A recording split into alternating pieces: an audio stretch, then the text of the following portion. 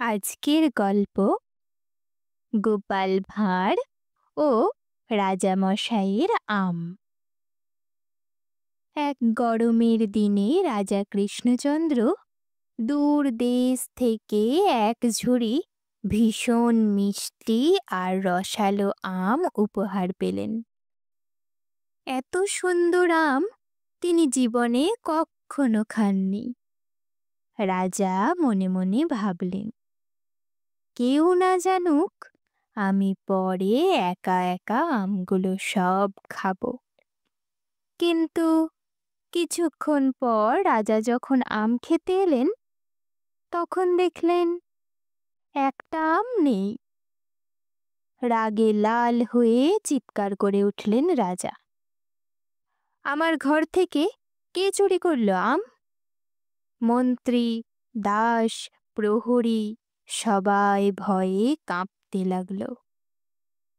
সবাই শপথ করে বলল তারা আম ছুঁয়েও দেখেনি। কিন্তু রাজা সত্যি জানতে চাইলেন। তখন তিনি ডেকে পাঠালেন গোপাল ভাঁড়কে। রাজা বললেন, গোপাল, একটা আম চুরি হয়েছে। তুমি যদি চোর না ধরো, তবে আমি সবাইকে শাস্তি দেব। গোপাল কিছুক্ষণ ভেবে হাসল। মহারাজ, চিন্তা করবেন না, আমি এক্ষুনি চোরকে ধরব। পরের দিন সকালে গোপাল রাজপ্রাসাদের উঠানে সবাইকে জড়ো করল। মন্ত্রী, কর্মচারী, প্রহরী সবাই এলো। গোপাল প্রত্যেককে একটি করে বাঁশের লাঠি দিল। সে বলল, এই লাঠিগুলো জাদুর লাঠি।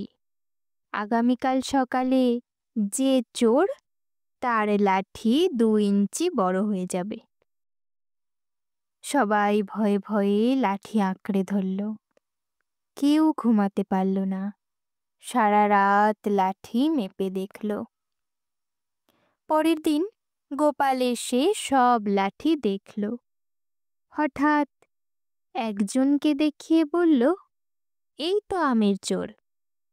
লোকটি হাঁটু গেড়ে বসে কাঁদতে লাগলো।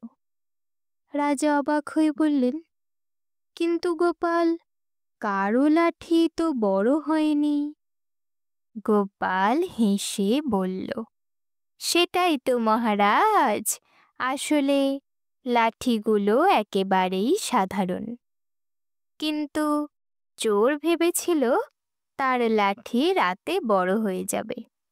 ভয়ে সে নিজের লাঠি থেকে 2 ইঞ্চি কেটে দিয়েছে। তাই তার লাঠি এখন ছোট হয়ে গেছে। এভাবেই ধরা পড়ল আসল চোর। রাজা হো হো করে হেসে উঠলেন। চোর নিজের অপরাধ স্বীকার করে আম ফেরত দিল। রাজা খুশি হয়ে গোপালকে শুধু একটি নয়, 2টি বিরল আম খেতে দিলেন। গোপালও আনন্দ করে সেই আম খেল।